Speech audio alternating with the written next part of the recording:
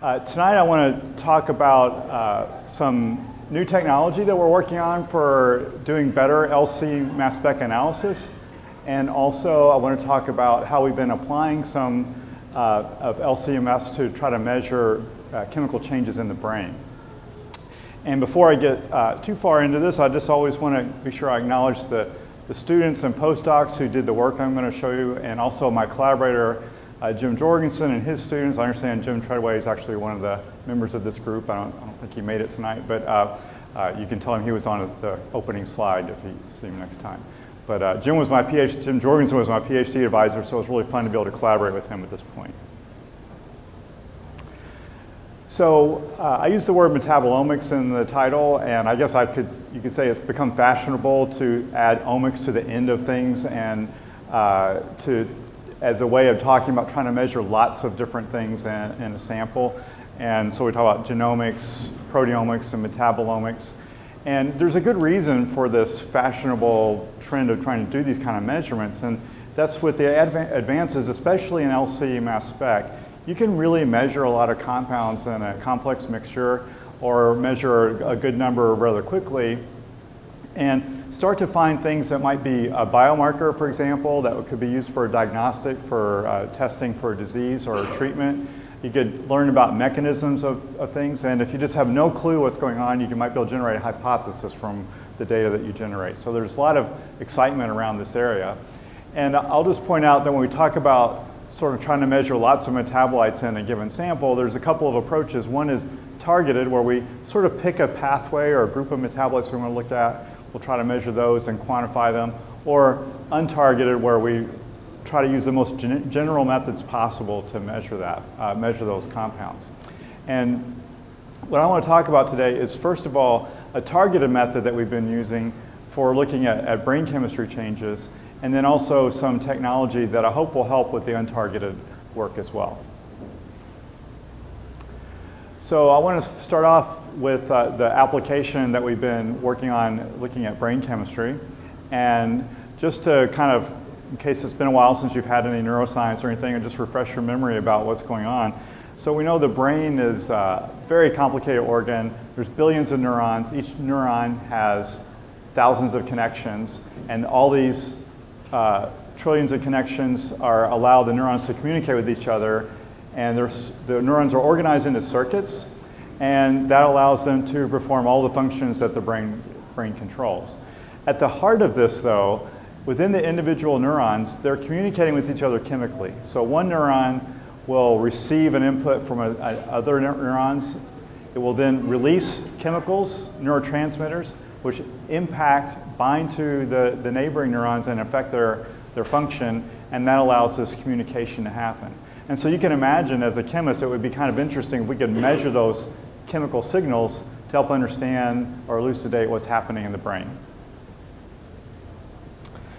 So the complexity, I mentioned the sort of the cellular complexity with all the thousands of billions of neurons and their connections and so on. But there's a lot of chemical complexity just in the signaling molecules. So there's several hundred compounds that have been shown to act as neurotransmitters. The most common ones in terms of numbers of neurons that use them are these low molecular weight compounds. It's things as simple as glycine and GABA are neurotransmitters, and then the catecholamines and indolamines like serotonin and histamine are also neurotransmitter. Adenosine, real small molecule acetylcholine are all some of these signaling molecules. So you got all these different types of molecules that you're dealing with, and then they all have metabolites, of course. So it might be interesting to learn something by measuring their metabolites as well in the brain.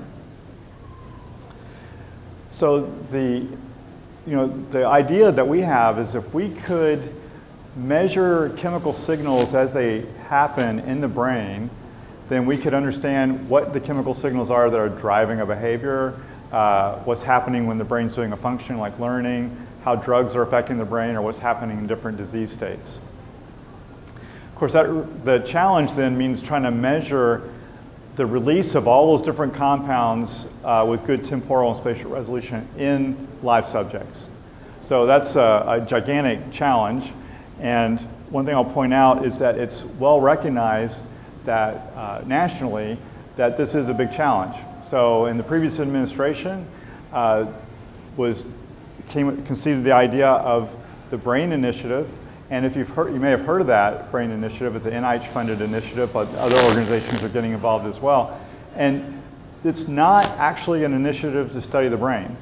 It's an initiative to develop the tools to study the brain.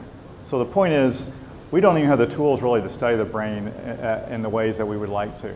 So that's really the whole goal of this initiative, which is still ongoing.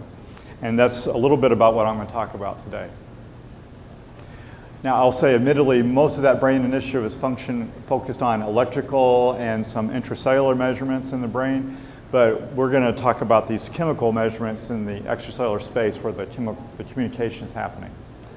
So it's kind of interesting to look at what different techniques have been developed to look at brain chemistry. So I've listed there's 4 common ones. I've listed 3 of them here. One is something called positron emission tomography. This is where you give the subject a radioactive ligand for a given receptor, and then when that receptor is when that ligand is displaced by the neurotransmitter, you get a change in signal. And this is a very powerful technique because it can do imaging, it can be non-invasive, and you can use it on humans. So for example, here's an image of a person who's addicted to cocaine. They're watching a nature video or somewhat neutral video, and then they watch someone using cocaine, and I don't know if you can tell, but this little region here lights up red with dopamine being released in the brain. So they're not taking any drug, they're watching someone else taking drug, and they get this big release of this neurotransmitter in the brain. And that you can ask them, how are you feeling? And what they'll tell you is they really want to use cocaine right now. So you can kind of get an idea of what's going on in the brain that drives those cravings. But this is a very expensive technique. It's not something you're going to do routinely in the lab. It's not something you're going to use on lab animals, for example.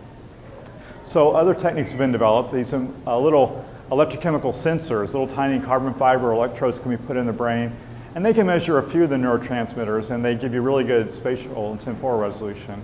And then there's been some crazy technology developed where they can engineer receptors that will change their fluorescence when a neurotransmitter binds to them, and then image that release in vivo, at least for one neurotransmitter this has been done, but this is pretty hard to do. So the technique that actually most neuroscientists will use when they need to look at the chemical effects in the brain is this microdialysis sampling technique.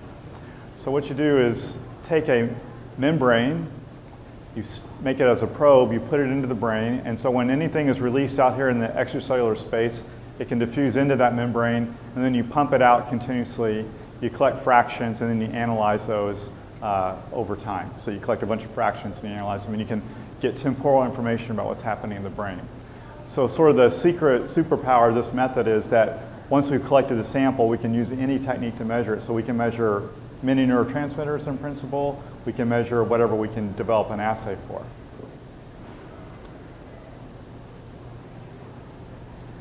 Now, when we first started working on this, we kind of looked at the literature and we looked at how people were measuring neurotransmitters in these dialysis samples. And it was kind of interesting. If you wanted to measure dopamine, norepinephrine, or serotonin, which were very powerful, important neurotransmitters, people would use liquid chromatography with electrochemical detection because they're electroactive and they're sensitive. If you wanted to measure the amino acid neurotransmitters, then you would use a kit that would label them, make them fluorescence, and use fluorescence detection. And if you wanted to measure acetylcholine, you're kind of out of luck because it was like hard to label anyway, it was hard to detect anyway, so there's this enzyme assay for acetylcholine that used a chromatography column. And so we kind of look at this and go, well, gosh, this is the omics age. Why shouldn't we have an LCMS method that can measure all these guys, right? So the problem you run into when you first started trying to do chromatography of these neurotransmitters is they're very polar compounds, most of them. And they just simply don't retain well on any reverse phase columns. So people who, when they were doing chromatography before, for example, with electrochemical detection, they'd use ion pairing agents. But if we're going to use mass spec, that's not really maybe a good idea. A lot of people don't want you to put ion pairing agents into their mass spectrometer.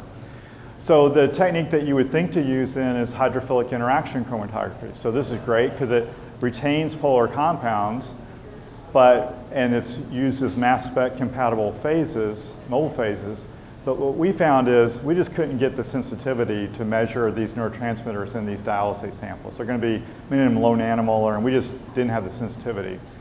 This is an example of some literature showing that you can get good separation of these techniques, of these compounds oftentimes, but that just, as I said, we found not good enough sensitivity. So I challenged my student to maybe think about using derivatization methods to get these very polar compounds less polar so we could retain them.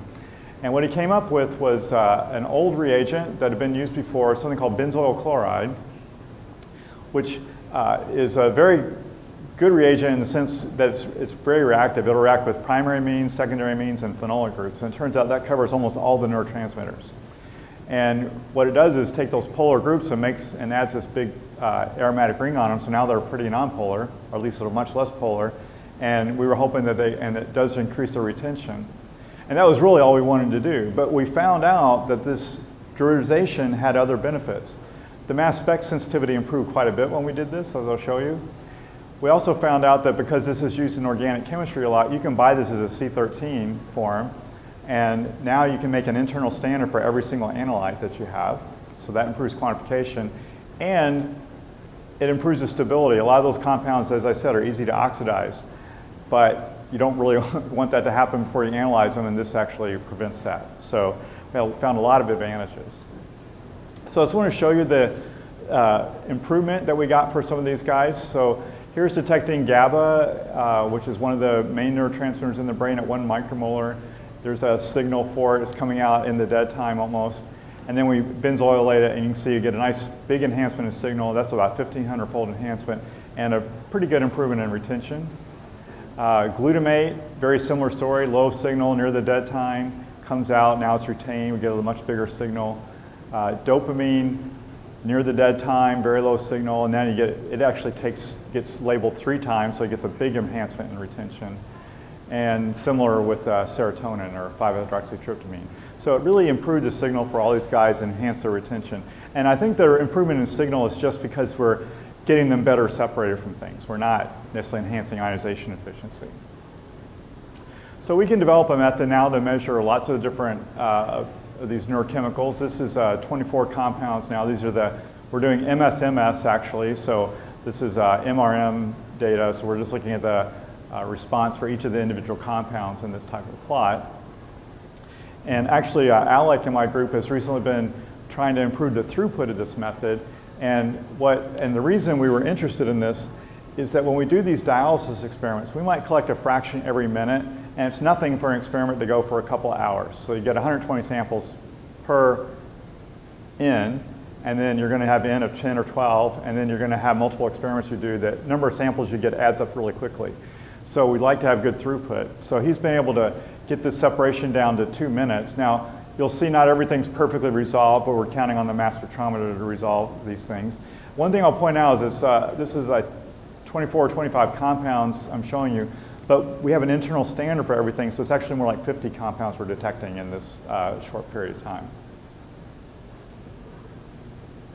So I want to kind of give you an idea now of the kind of data that this can generate. So we're not measuring thousands of compounds like you might hear in the literature sometimes for people doing metabolomics, but what we are doing is measuring over time, and we're measuring in different locations. So here's an example where we put a probe in this brain region here and another probe in this brain region here, so we're measuring spatially distinct areas, and then we're going to inject a drug, and then we're going to measure over time. This isn't particularly good temporal resolution just every 20 minutes, but we're going to measure over time all these different compounds. And so this heat map sort of shows you which things were increasing with the drug and which ones were decreasing with the drug that we get. So you can get a very good idea of all the effects of this one drug being injected into the brain. And so this is really great for testing out hypotheses about how drugs are changing things in the brain and so on. So there's a lot of different things you can do with this, and we've got lots of collaborators in different neuroscience labs that do different things. We've everything looking from epilepsy to sleep to drug addiction and so on. I just want to show you one quick example of what we've done with this, just not because it's the most important thing we've done, but it's one of the easier ones to explain, and it's kind of got an obvious conclusion to it. So we have a collaborator that's interested in, why are the big question is, why is it that some people will take drugs and never get addicted, and other people will take drugs and get addicted very easily? So that's a big question, you know, what causes this vulnerability to drug abuse? These are really interesting. If you take a group of rats, white rats, they all look the same, right? But if you put them in a box like this, you can start to see different personalities or behaviors. So you put a high responder rat in, and he'll just run all over this cage. This red thing is this trace of what he did over a few minutes of looking around the cage. You take a low responder rat, it's much more cautious individual. He's just sticking to the edge, you know, not venturing out into the middle of the cage or anything like that. So this is kind of an anxious phenotype, and this is a more impulsive, aggressive type phenotype. And what's interesting is that these guys, if you give them a chance to take cocaine, will self-administer it pretty readily. And you take these low responders and you let them take cocaine, they don't really care about it too much. So even more interesting, if you look at what are the traits in humans that correlate to being vulnerable to drug abuse, it's being impulsive, novelty seeking, you know, adrenaline rush type person who wants to go out, and thrill seeking kind of personality.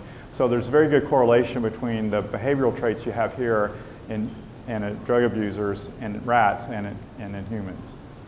So people observed this about rats. They bred them out, so they have now, it used to be sort of random whether you get a high responder, low responder, but now you can tell when their pup is going to be a high or low responder from the breeding that they've had. But we don't really know anything about the genes or anything about what's relating the difference here. So that's not really been discerned. Just a few small things. So we thought, well, what if we could measure the brain chemistry in these two different animals and get a feel for the difference? So I'm going to show you a bunch of data. This is really painful to do right after a bunch of pizza and beer, but this just shows you we can measure lots of different compounds, and the different colors are the different kinds of rats. And then one of the things that we did in this case is give them a shot of cocaine. And the thing to know about cocaine, I should have mentioned, is its main function, if you ask any pharmacologist what is it, it's a dopamine uptake inhibitor. That means it blocks the dopamine as a neurotransmitter from going back into cells, and so it should increase dopamine in the brain. And you see in both of these animals, it increases dopamine in the brain just like it should, and about the same amount. So it's not the response to dopamine that's different in these guys.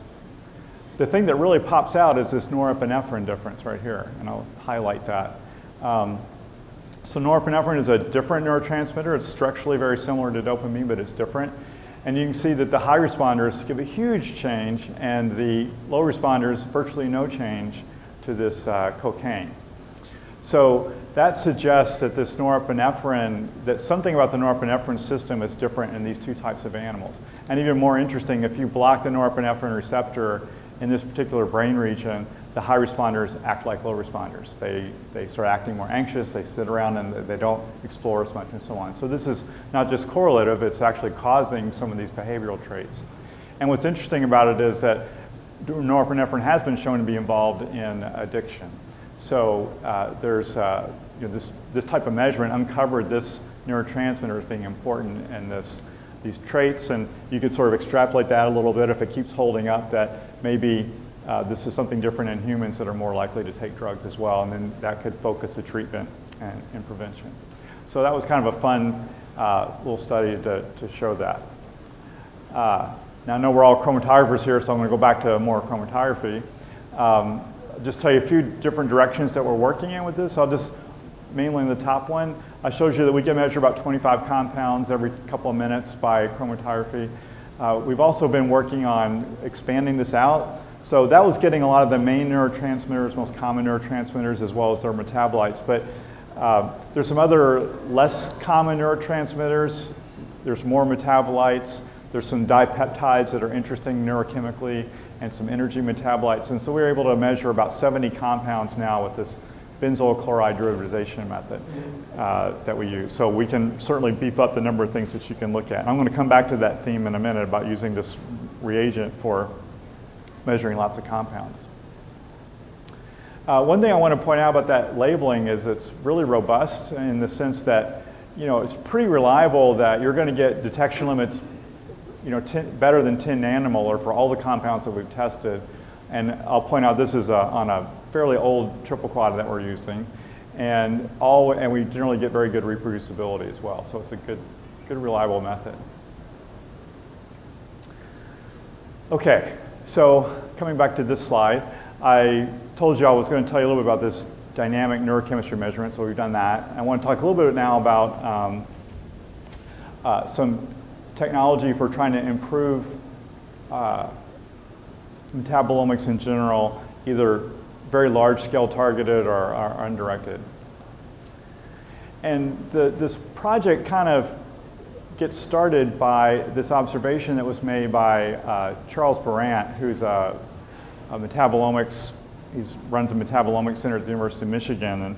And when they first started getting into this, they did this study where they analyzed blood samples over and over again, or many different plasma samples, and they found that on positive ionization mode in the mass spectrometer, they could detect about 400 different compounds. But then you ask, how often do you detect all 400 of those compounds? And it's very rare. In fact, only about half the time do you get about half the samples, and so on. So almost none of the compounds are detected in every single sample. So there's a problem being able to reliably detect all the compounds, even though you can see a lot, there's a problem with reliably detecting all of them. The same thing if you just look at the features. So these are just the mass spec signals. There could be isotopes or adducts and so on. You also see this big drop-off, big drop-off and be able to detect everything. So the question is, why does that happen? So there was a statistician at the University of Michigan that was helping analyze the data, and I think these graphs sort of show why it is that you can't reliably detect every compound that is present in these blood samples. So I have to explain this graph a little bit. It's a little bit unusual, but I think it's kind of cool. This graph on the left here is the density of peaks in a given space. So we have a retention time space and a mass spec space. And you see there's a lot of density here, which is near the dead time. That's expected, right? At the dead time, a lot of things aren't retained, and so they kind of come out together. There's a lot of density of peaks right there. And there's this other region here, for whatever reason, they're all kind of clustered together there. Then you ask, where is it that we find the most trouble reproducibly detecting peaks? So she called this missingness.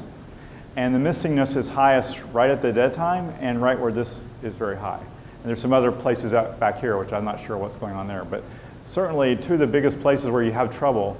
And so if you think about that, what does that tell you? It's where the peaks are overlapping a lot, you're having a lot of trouble detecting things reliably. And the mass spectrometrists will understand immediately that that means they need better chromatography. And of course, the chromatographers knew that all along, right? So you need really good chromatography to resolve all these very complex mixtures.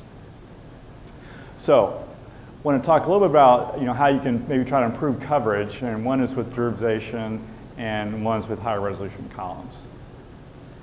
So coming back to this here, one of the problems with this peak overlap is if you're running a reverse phase column, your polar compounds, as we've already said, aren't retained very well, and so they kind of cluster out. Now, if you were to kind of set it up so that you could retain the polar compounds, then the really nonpolar compounds may never come off the column. So you have this problem of this very wide polarity range in a big complex mixture. So you have these really polar sugar-like molecules and the neurotransmitters like I talked about, and then you've got these lipids also in a metabolite mixture potentially. So separating all those in one chromatography column is really tough.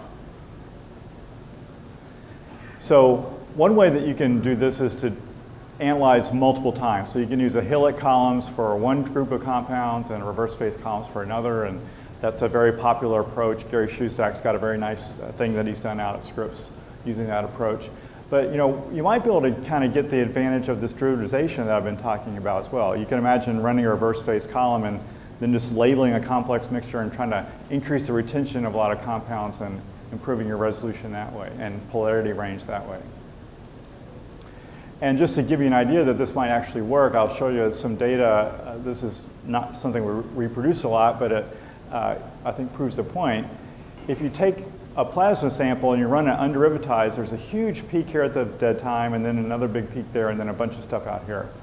If we label that plasma sample with benzoyl chloride, you see that this peak is a lot smaller, this peak goes away, and now you got a lot of retention things coming out down here. If you look out here and compare before and after labeling, you see many more peaks detected, much bigger signals as well. So the point being that we can take all these, you can sort of increase the polarity range of your column by making a lot of the columns less polar and retaining them on this reverse phase column. Hopefully that makes some sense. Talk a little bit about how useful it might be.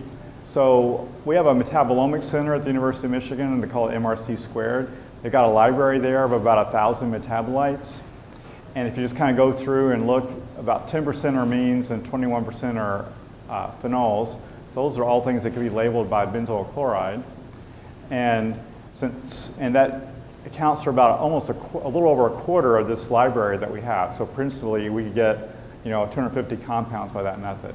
And the reason it's not 31% is there's some that have both on it. So, but obviously, we're missing a lot because of these other functional groups.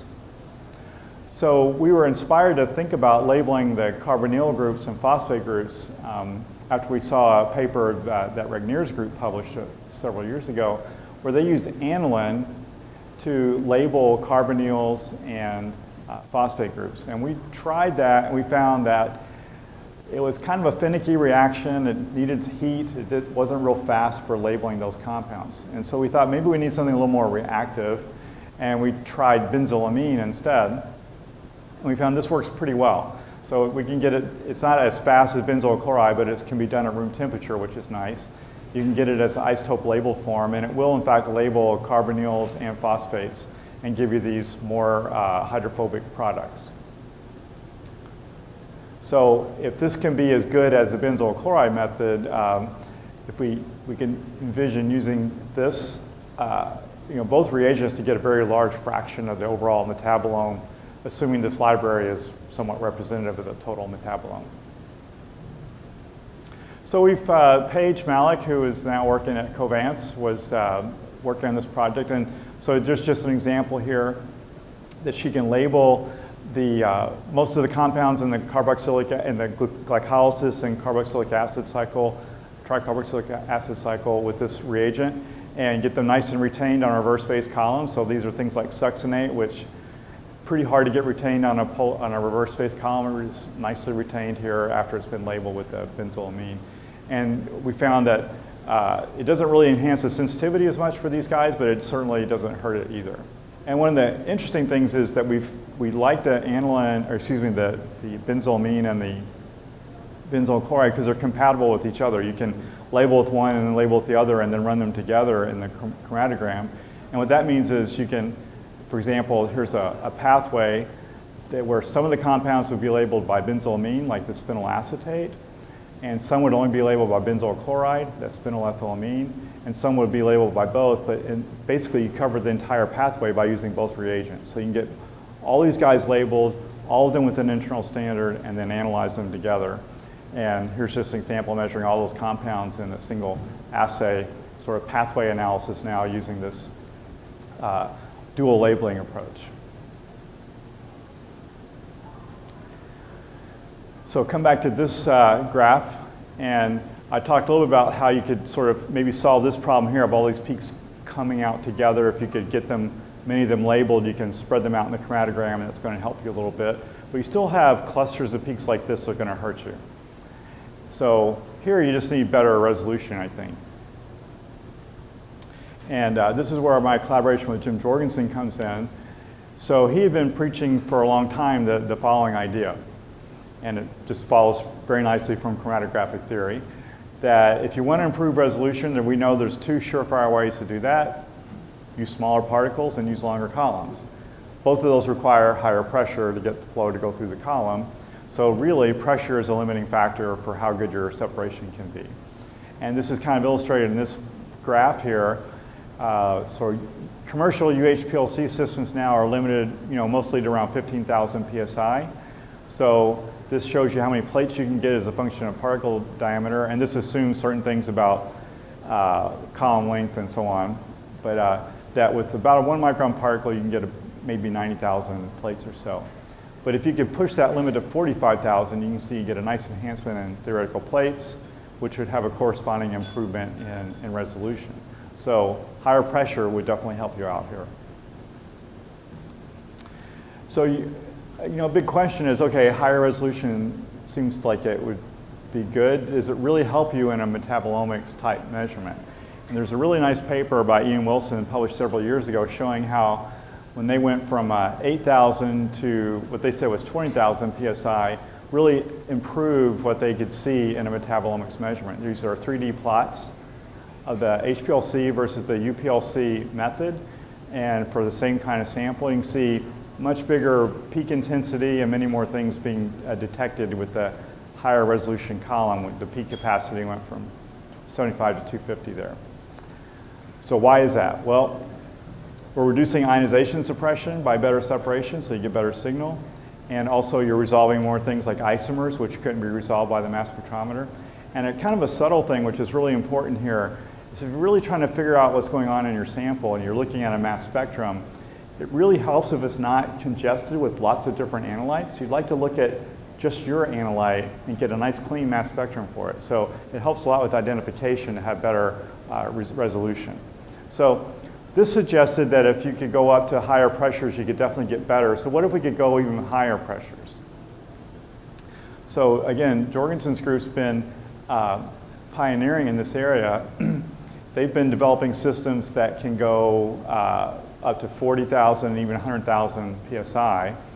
And they've been thinking about what that can do for you. So just as an example here, they could take 2 micron particles, pack them into a 2-meter long column, and get this kind of chromatogram. So it's pretty long, it's a couple hundred minutes, but the peak capacity is it's 500,000 plates and peak capacity is over 700. So it's a very high resolving power column. Those are peptides they're looking at. So we wanted to learn how to do this and see if we could do this for metabolites. So the technology is very interesting, I think, because it's fairly simple, really. So what we're going to do, we don't have any commercial gradient pumps that can run at 40 or 100,000 psi. So what do? Take a regular nano acuity pump, which can be any pump that can generate a gradient at fairly high pressures. And we take that gradient and we run it, and instead of going onto the column, we divert it to this loop here, which is a capillary tube that can store that gradient. And then after we've done that pumping, we close off these valves, and we take this pump here, which is a pneumatic amplifier pump. It can't generate a gradient, but it can generate very high pressures. So you can take that stored gradient and then pump it onto the column. Okay? And of course, this would also load the sample on the last thing, so the sample's sitting here at the end of this gradient storage loop. For this to work, you need to have valves that can protect this pump from this very high pressure you generate over here. And so they've come up with some fancy valves to do that. And I should point out that what's nice about this is you can still use a commercial autosampler and gradient generator to do things. So this is just what a picture of this looks like in our lab. So we have our nano acuity there. Again, it could be any sort of gradient pump that generates high pressures. This pneumatic amplifier pump down here, you can see the big fittings down there for generating very high pressure, or for holding the very high pressure. And then somewhere up here, a little tiny capillary column, and going on in the mass spectrometer. This is a little picture here of one of the valves that we use to hold the pressure. It's called a freeze-thaw valve. So everything's done in capillaries, and what this valve is, it uses a CO2 jet expansion to greatly cool and freeze the liquid inside the capillary tube. So then that becomes frozen solid and it acts as a valve.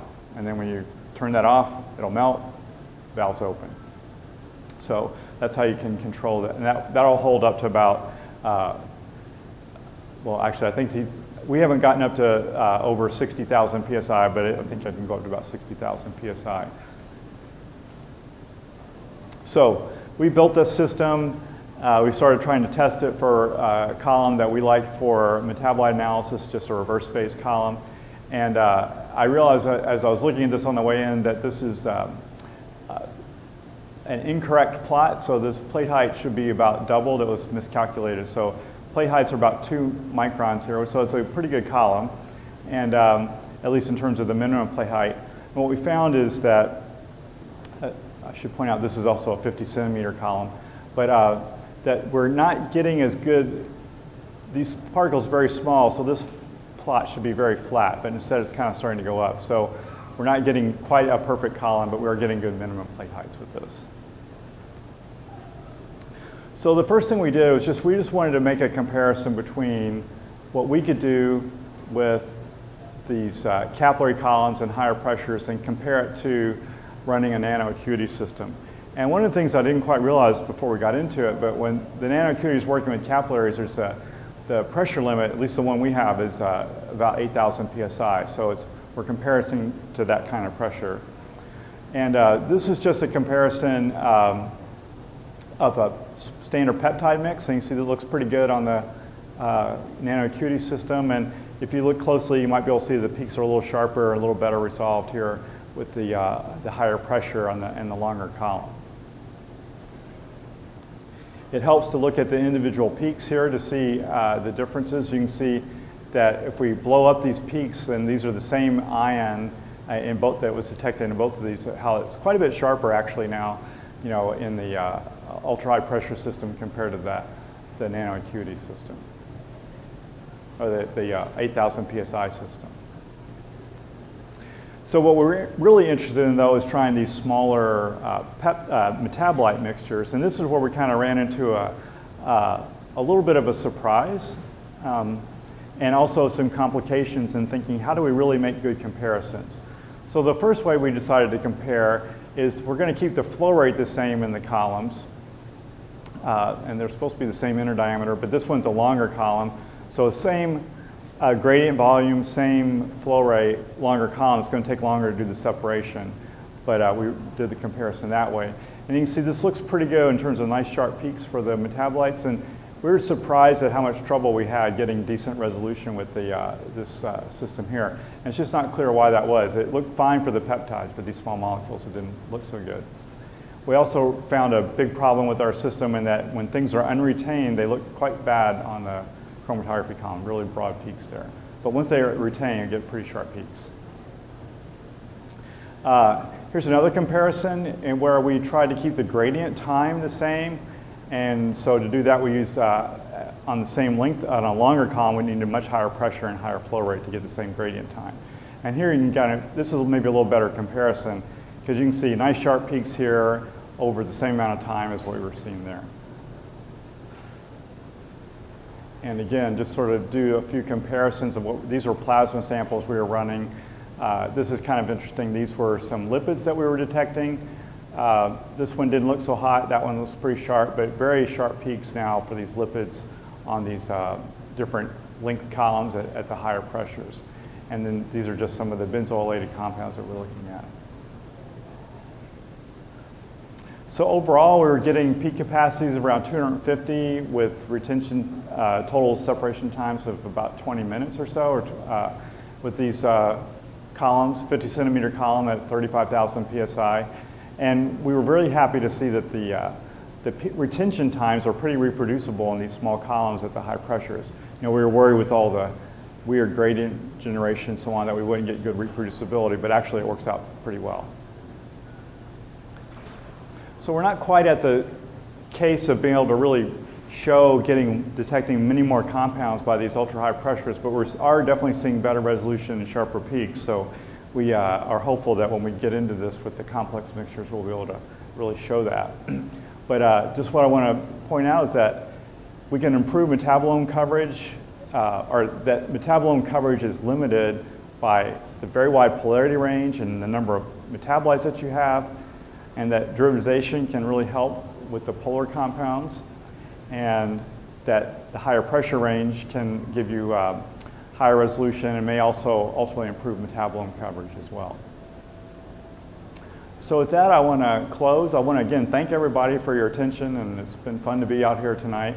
And I want to thank my group here that's been doing the work. Matt there is taking over the ultra high pressure project, and Alec is doing all the in vivo neurochemistry that I talked about. And Paige, like I said, she just graduated, but she developed all the derivatization chemistry. So with that, I'll close, and thank you for your attention again.